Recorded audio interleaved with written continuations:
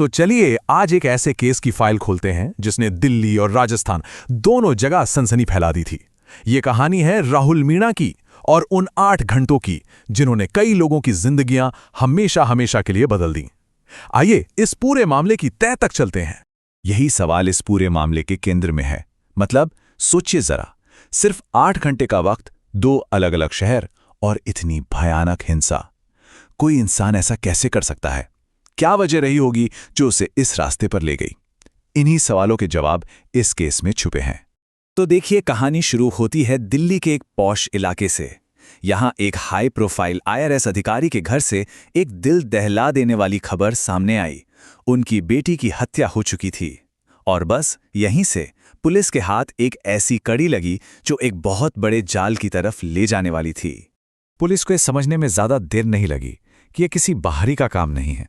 जो भी कातिल था उसे घर के चप्पे चप्पे की जानकारी थी और उसने इसी जानकारी, इसी अपनेपन का फायदा उठाकर इस खौफनाक वारदात को अंजाम दिया। अब देखिए, जब कोई चश्मदीद गवाह ना हो तो सबूती कहानी बयान करते हैं।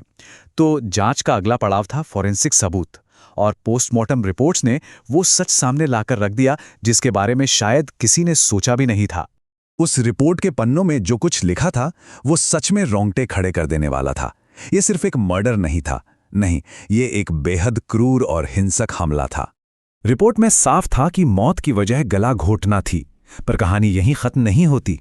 शरीर पर मारपीट के इतने गंभीर निशान थे, चेहरे पर कट के घाव थे, और तो और गर्दन और नाक की हड्डियां तक टूटी हुई थीं। ये सारे सबूत एक भयानक संघर्ष और बेहिसाब क्रूरता की तरफ इशारा कर रहे थे। इन ठोस सबूतों के मिलने के बाद पुलिस की जांच ने एक नया मोड़ ले लिया। अब सवाल ये नहीं था कि क्या हुआ, बल्कि ये था कि किसने किया।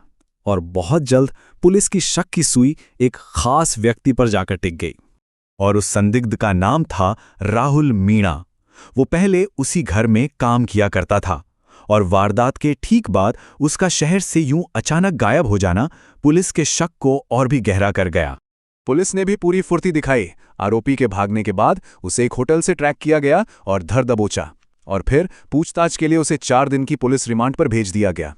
लेकिन असली कहानी तो अब शुरू होनी थी।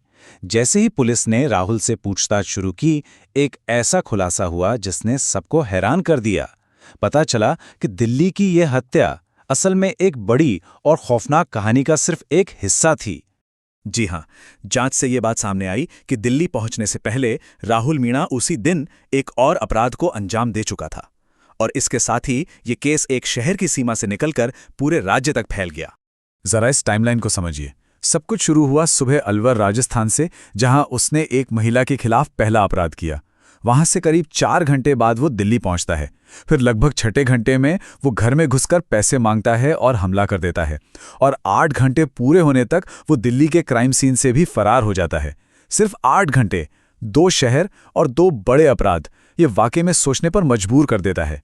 तो अब आते हैं सबसे बड़े सवाल पर। आखिर इन सबके पीछे की वजह क्या थी? मकसद क्या था? कोई भी इंसान ऐसा क्यों करेगा? पुलिस की जांच में जो वजह सामने आई वो थी ऑनलाइन गेमिंग की बुरी लत और उस पर चढ़ा हुआ बारीक कर्ज। यही वो हताशा थी जिसने उसे इस खतरनाक रास्ते पर ढकेल दिया। तो एक तरफ थी गेमिंग की लत और कर्ज का ये दलदल, और दूसरी तरफ था इसका भयानक नतीजा, पैसों के लिए हिंसा, चोरी और आखिर में हत्या।